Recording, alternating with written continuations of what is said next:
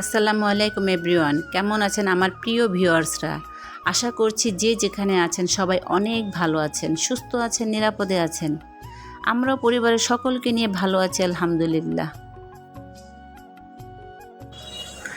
আমার প্রিয় আপু ভাইয়া আন্টিরা, আমার এই ব্লগের কোনো অংশ যদি আপনাদের ভালো লেগে যায় প্লিজ আমার পাশে থেকে যাবেন।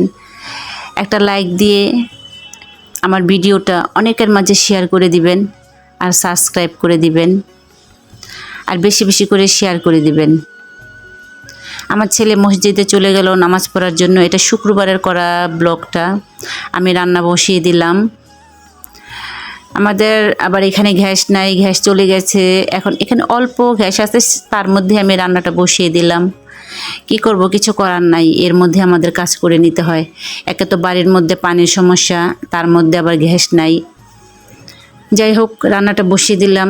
এদিকে মশলাটা ভালো করে কষিয়ে নিচ্ছি। মশলাটা কষানো হতে থাক, আমি ওইদিকে ঘরগুলো গুছিয়ে নিলাম। কারণ দেখা যায় রান্নাঘরে দাঁড়িয়ে থাকলে তো কাজ হবে না, বাকি কাজগুলো করতে হবে। আমি ঘরগুলো গুছিয়ে নেওয়ার জন্য চলে আসলাম। এক এক করে সমস্ত ঘরগুলো গুছিয়ে নিয়েছি।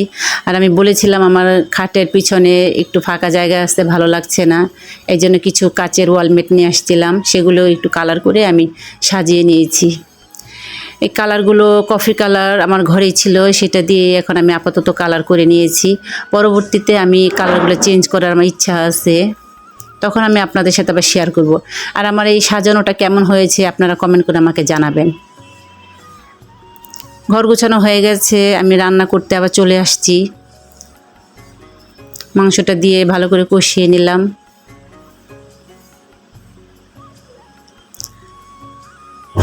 আমি তরকারিটা পাশে চুলায় দিয়ে আমি এখন একটু পোলাও রান্না করে নিব।